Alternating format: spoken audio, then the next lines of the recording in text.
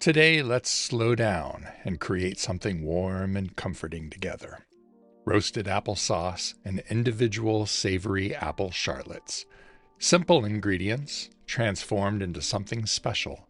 A blend of flavors and textures that feels like a hug on a plate. We're using a mix of tart and sweet apples, perfectly balanced. Let's start by peeling the apples into long, even strips.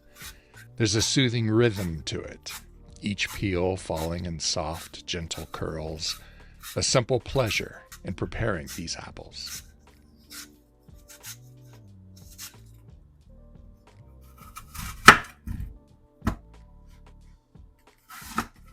After peeling, we cut each apple into quarters and carefully slice out the core from each piece.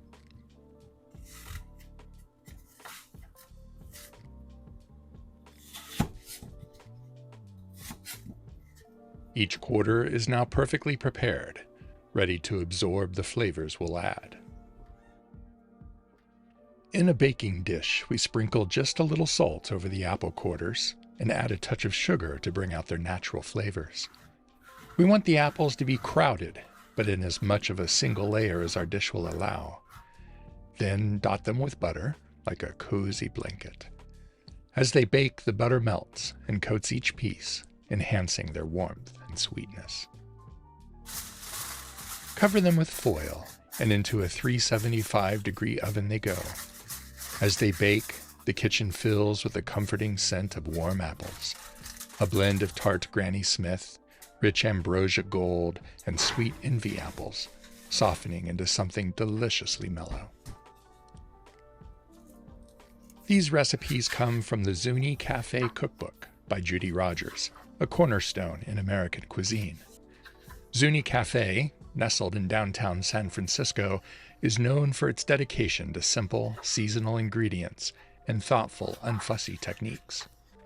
Judy Rogers shared her love for honest, flavorful cooking here, blending tradition with a modern Californian spirit. Her cookbook captures Zuni's legacy, offering recipes that celebrate the essence of each ingredient, a timeless approach that's as inspiring today as it was when the cafe first opened. Noted food critic Jonathan Gold described this book as possibly the greatest, most generous cookbook ever written by a working American chef.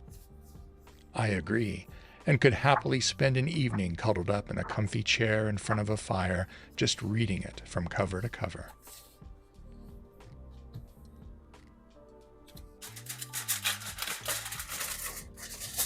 Let's check in on our roasting apples. After they're tender, we uncover them and turn up the heat to a hot 500 degrees, letting the edges turn golden with a hint of caramelized sweetness. We'll keep an eye on them, as the sugars can go from golden to black in a hurry, and every batch, every apple will be different. Now, right in the baking dish, or scooped into a bowl if necessary, gently press with a spoon or potato masher to create a chunky mash. Each press releases a little more warmth and sweetness, blending the textures into a rustic, comforting applesauce. A splash of cider vinegar brightens the flavors, adding a subtle tang and unexpected freshness.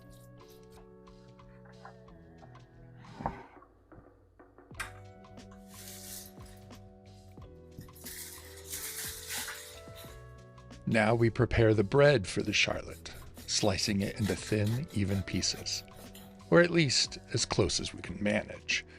Day-old bread has its own charm, a little chewy, a little firm, perfect for this dish. We'll cut rounds to fit the tops and bottoms of each baking dish, and long strips for the sides. But sometimes things don't quite go as planned. Maybe the loaf isn't the perfect size, or the slices come out uneven, and that's okay. Little imperfections can make a dish feel even more homemade, adding character. Just like Bob Ross would say, these are happy little accidents. We brush one side of each piece with melted butter. The bread soaks it up like a sponge, softening slightly, ready to cradle the applesauce. They are gently pressed into each ramekin, buttered side out, making a cozy little nest. Even if the pieces aren't perfect, they'll come together beautifully as they bake, melding with a rustic charm that adds a homemade satisfaction to the dish. They go into a 350-degree oven for about a half hour.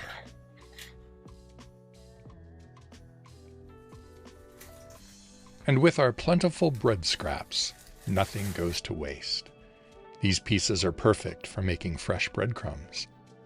I dry them out in a low oven until they're crisp, then pulse them in the food processor, transforming leftovers into something useful.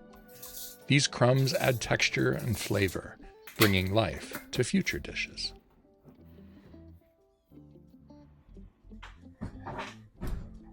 As our charlottes have been baking, the kitchen fills again with warmth.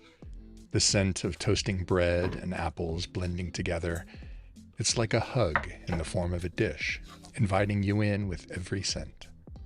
The charlottes turn golden, with little caramelized spots of applesauce peeking through. Perfect.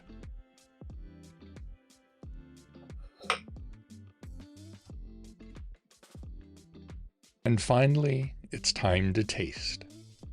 Taking a bite, it's exactly as you might imagine, like fresh applesauce on buttered toast. Simple, comforting, with a warmth that feels a little nostalgic. There's a plainness to it, a gentle flavor that's satisfying in its own quiet way. We didn't add cinnamon or any of the usual pie spices, and so the apples and the bread get to do all of the talking. If you wanted to elevate it, a dollop of clotted cream or a drizzle of caramel sauce would be lovely. But today, I enjoyed it just as it was. It was a lot of work, but a calm, meditative kind of work. And maybe not something to make every day, but a treat to savor once in a while.